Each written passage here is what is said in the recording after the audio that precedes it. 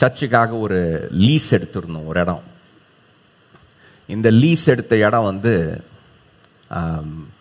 ஒரு ஷாப்பிங் சென்டரோட அந்த ஓனர் வந்து ஷாப்பிங் சென்டர் ஓனர். இந்த லீஸ் எடுத்து ஒரு பாதி லீஸ் தான் போயிருக்கு. அதுக்குள்ளே எனக்கு ஆண்டவர் வேறு ஒரு இடத்துல ஒரு நல்ல ஒரு சபை ஒரு பில்டிங் கொடுத்துட்டார். அப்போ கொடுக்கும்போது இந்த பில்டிங் தேவையில்லை இனிமேல்ட்டு. ஆனால் அவங்ககிட்ட போயிட்டு எனக்கு இனிமேல்ட்டு இந்த பில்டிங் தேவையில்லை, லீஸ்லேருந்து எனக்கு விடுதலை ஆக்குன்னு சொன்னால் முழு காசையும் கொடுத்துட்டு போகணுமா. ஒரு 1.5 வருஷம் இருக்குது, அந்த காசெல்லாம் கொடுத்துட்டு போகணும். அது எத்தனையோ கோடி அது வருது.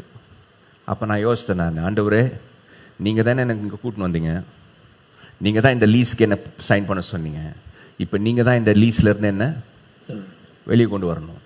ஆண்டவர் சொன்னார், நீ என்னோடையே கூட நடந்து வந்தபோது நான் அதை பார்க்குறேன். விசுவாசம் தான் இதுதான்.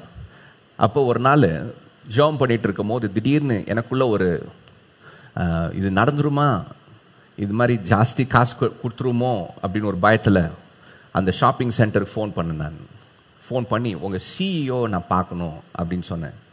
அவங்க சொன்னாங்க, இந்த மாதிரி ரெண்டல் விஷயம்லாம் பார்க்கணுன்னா சிஇஓலாம் பார்க்க முடியாது. சிஇஓ வந்து 9 ஷாப்பிங் சென்டர் நடத்துகிறாரு. இது வந்து ஒரே ஒரு ஷாப்பிங் சென்டர், இது 9 ஷாப்பிங் சென்டர் நடத்துகிறாரு. அவர் ரொம்ப பிஸி. இதில் வந்து ஒரு சென்டர் மேனேஜர்னு ஒருத்தர் இருக்கார், அவர்கிட்ட போய் பாருங்க. சரி, நான் அவங்க சென்டர் மேனேஜருக்கு ஃபோன் கனெக்ட் பண்ணுறாங்க. பண்ணும்போது திடீர்னு ஆவியானவர் பேசுகிறார்.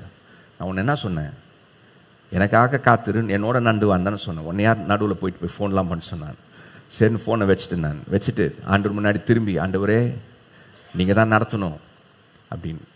ஒரு 2 நாள் கழிச்சு அதே சென்டர் மேனேஜர் எனக்கு ஃபோன் பண்ணுறாரு.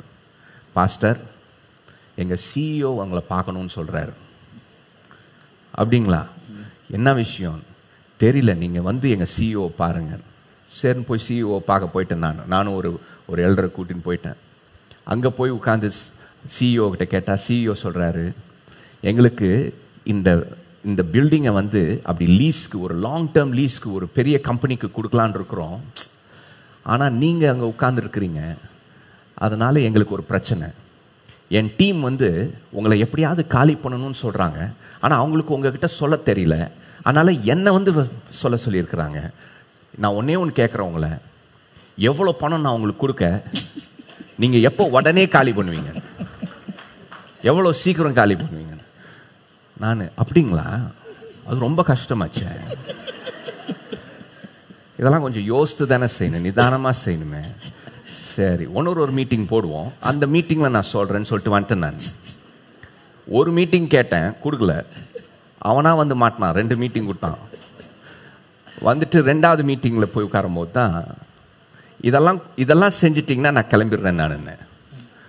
நான் கொடுத்த அத்தனை லிஸ்ட்டையும் செஞ்சுட்டு காசையும் கொடுத்து என்னை அனுப்பிச்சி வச்சான். ஹல்லேலூயா. நான் எதுக்கு சொல்கிறேன்னா, கர்த்தரோடு நடக்கும்போது கர்த்தர் வழிகளை திறப்பார். ஆமென்.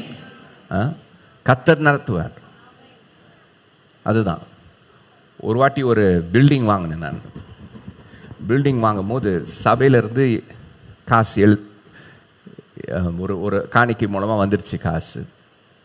இருந்தாலும் ஒரு 6 கோடி போல் தேவைப்பட்டது, உடனே தேவை. 6 கோடி போல் உடனே தேவை.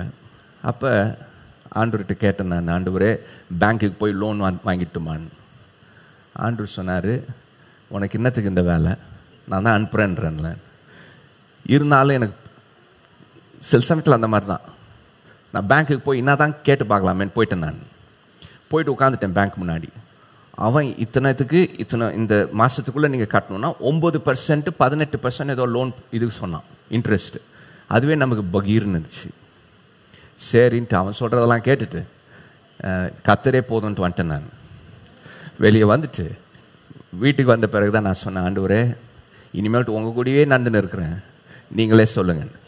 அடுத்த நாள் ஆஃபீஸ் போனேன். நான் ஆஃபீஸ் போனால் லெட்டர் வந்திருக்கு பாருங்கள். லெட்டர் எங்களுக்கு ஒரு பிஜின் ஹோல் ஒன்று இருக்கும், அதில் லெட்டர் போடுவாங்க. அப்போ என் லெட்டர்லாம் எடுத்தேன். நான் எடுத்துகிட்டு நிறைய ஜங்க் மெயில் தான் வரும், இதை வாங்க அதை வாங்கன்னு. இது கரெக்டாக ஒரு $1.10 ஸ்டாம்ப் ஒட்டி ஒரு மெயில் வந்திருக்குது. வேற ஒன்றுமே இல்லை, சின்ன என்வலப் தான். $1.10 எங்கேருந்து வந்திருக்குன்னா சிங்கப்பூர்லேருந்து வந்துருக்குது. சிங்கப்பூர்லேருந்து சிட்னிக்கு வந்திருக்கு.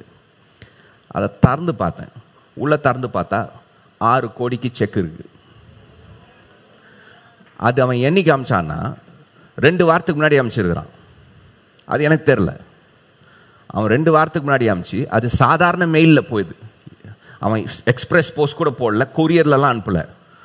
சாதாரணமாக $1.10 போஸ்ட் போட்டு போஸ்ட் பாக்ஸில் போட்டால் அது 2 வாரம் கழிச்சு எனக்கு வந்து கையில். அன்றைக்கி திறக்கிறேன், அது உள்ள 1.2 மில்லியனுக்கு காசு இருக்குது. அதை எடுத்துன்னு போய் பேங்க்கில் கொடுத்தேன் நான். அவன் வந்து 1200 நினச்சிட்டான் முதல்ல. யோ ஒழுங்கா பார், 1.2 மில்லியன், 6 கோடி. அப்போ ஆண்டவர் நடத்துகிறார். when you walk with him, நீங்கள் தேவனோடு நடக்கும்போது, what is faith? அது விசுவாசம். விசுவாசம் என்றால் என்ன? Faith is that you offer your life to God just like Abel offered completely. ஆபேல் எப்படி விசுவாசத்தோடு தன்னுடைய வாழ்க்கையை தேவனுக்கு கொடுத்தானோ, எப்படி அவன் காணிக்கையை செலுத்தானோ, அப்படி நம்முடைய வாழ்க்கையை நாம் தேவனுக்கு காணிக்கையாக கொடுக்க வேண்டும். That's faith. அதுதான் விசுவாசம். What is faith? விசுவாசம் என்றால் என்ன? Just like Enoch walked with God, you walk with him. ஏனோக்கு கர்த்தரோடு நடந்ததை போல நாம் கர்த்தரோடு நடக்க வேண்டும். And the only testimony you need is that you pleased him. நீங்கள் தேவனுக்கு பிரியமுள்ளவர்களாய் இருக்க வேண்டும் என்ற சாட்சியை நீங்கள் அவரிடத்திலிருந்து பெற வேண்டியதுதான் அங்கே வேலை. And when you keep walking with him, whatever situation he leads you, he knows how to provide for you. ஆண்டவராகிய தேவனோடு நீங்கள் நடக்கும் பொழுது நீங்கள் எந்த விதமான சூழ்நிலையிலிருந்து போனாலும் எப்படி உங்களை விடுதலை ஆக்குவது என்பதை அவர் அறிந்திருக்கிறார். Hallelujah. Hallelujah.